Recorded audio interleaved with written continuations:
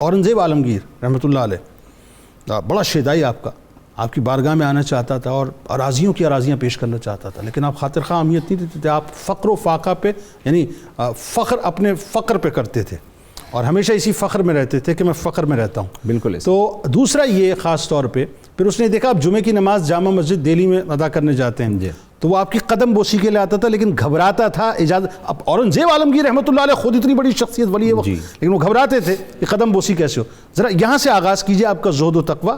ظاہر زہد و تقویٰ ہی ہے نا، عبادات، بے نیازی، کیسی بے نیازی اور توکل اللہ کی ذات پر، اور جن ہستیوں نے آپ سے فیض حاصل کیا، ذرا تھوڑا سا ذکر ہوا مزید اس پر۔ بالکل، آپ شیخ المشائخ شاہ کلیم اللہ جہاں آبادی رحمۃ اللہ تعالیٰ علیہ، آپ کی شخصیت ایک بڑی ملٹی ڈائمینشنل پرسنالٹی ہیں۔ یعنی میں جب آپ کو دیکھتا ہوں تو آپ مجدد بھی ہیں، ایک انقلابی صوفی بھی ہیں، اور آپ جدید عصری علوم ماڈرن سائنسز یعنی کمال کے آرکیٹیکٹ ہیں۔ انقلابی صوفی، کیا اچھا جملہ ہے، کمال کے آرکیٹیکٹ ہیں، اسی طرح اسٹرونومسٹ ہیں، اور تشریح الافلاق علم نجوم کے اوپر رسالہ لکھا آپ نے، اور اسی طرح میتھمیٹیشین بھی ہیں۔ اچھا، یہ اجداد سے آیا نا؟ جی بالکل، یہ اجداد سے آیا۔ تو جہاں یہ ماڈرن سائنسز پہ آپ کی گرفت تھی، ایٹ دا سیم ٹائم وہ جو کلاسیکل ٹریڈیشنل اسلامک علوم تھے ان پر بھی گرفت تھی، جیسے اساتذہ کرام ابھی فرما رہے ہیں۔ تو آپ کا توکل اور استغنا بڑا کمال کا تھا، ایون کہ تنگی اور اسرت میں بھی آپ نے کبھی کسی کے سامنے دستے سوال دراز نہیں کیا تھا۔ آپ نے جیسے ارشاد فرمایا کہ دہلی کا جو حکمران تھا فخر سیر، اس نے کئی دفعہ کہا کہ حضور میں آپ کو ماہانہ اعزازیہ پیش کرتا ہوں سرکاری خزانے سے، آپ نے انکار کر دیا۔ پھر اس نے ایک بڑی حویلی آفر کی، آپ نے انکار کر دیا، اور آپ کے فقر، توکل، استغنا کا عالم یہ تھا کہ اس نے ملنے کے لیے وقت چاہا تو آپ نے یہ کہہ کے انکار کر دیا، منع فرما دیا کہ بھئی آپ کے آنے سے ہمارے معاملات متاثر ہوتے ہیں۔ اچھا، ایک اور بات، اس نے یہاں تک آفر کیا کہ آپ کو جو چاہیے بیت المال آپ کے لیے کھلا ہوا ہے، آپ نے فرمایا کہ میں اپنے فخر محسوس کرتا ہوں، اور اللہ رب العزت کا دیا ہوا خزانہ بہت ہے، یہ فرمایا۔ اور پھر اگر ہم آگے چل کے دیکھتے ہیں تو آپ پھر شب زندہ دار بھی تھے، رات کو تقسیم کیا ہوا تھا، دن بھر لوگوں کو پڑھاتے، علوم کی ترویج کرتے، تبلیغ کرتے، اور رات کو پھر اللہ رب العزت کی بارگاہ میں قیام فرماتے۔ اسی طرح پھر آپ کے جو خیالات ہیں تصوف کے بارے میں وہ بہت عالی ان کا وقار ہے اور مرتبہ ہے۔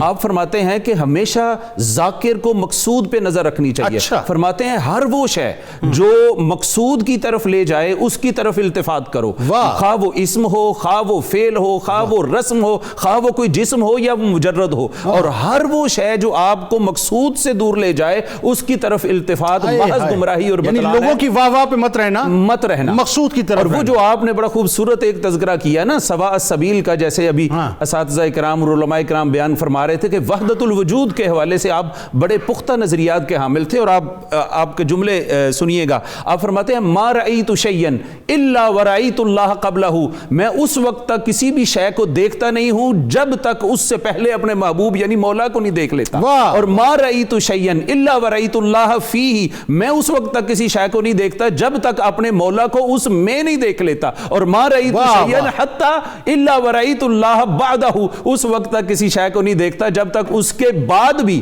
اپنے مولا کو نہیں دیکھنا، شروع ہو، درمیان ہو یا آخر ہو، مقصود صرف مولا کا ہے۔ اور آپ نے شیخ اکبر سیدنا محی الدین ابن عربی کی بات کی ہے، میں نے مزار شریف پہ حاضری دی ہوئی ہے، ان کی دربار شریف کا مزار شریف پہ جو کتبہ لگا ہے اس کتبے پہ یہ شعر لکھا ہوا ہے، انا من احوا ومن احوا انا، نحن روحنا حللنا بدنا، اذا ابصرتہ ابصرتنی اذا ابصرتنی ابصرتنا۔ آپ فرماتے ہیں کہ ہم دو اجسام ہیں، انا من احوا میں وہ ہوں جو چاہتا ہوں، ومن احوا انا اور جسے میں چاہتا ہوں وہ تو خود میں ہی ہوں، نحن روحنا حللنا بدنا، ہم روحیں تو دو ہیں مگر بدن ایک ہیں، اگر تم اسے دیکھو گے تو گویا تم نے مجھے دیکھا، اور اگر تم نے مجھے دیکھا تو گویا تم نے ہم دونوں کو دیکھا۔ تو یہ ہے آپ کا خیال۔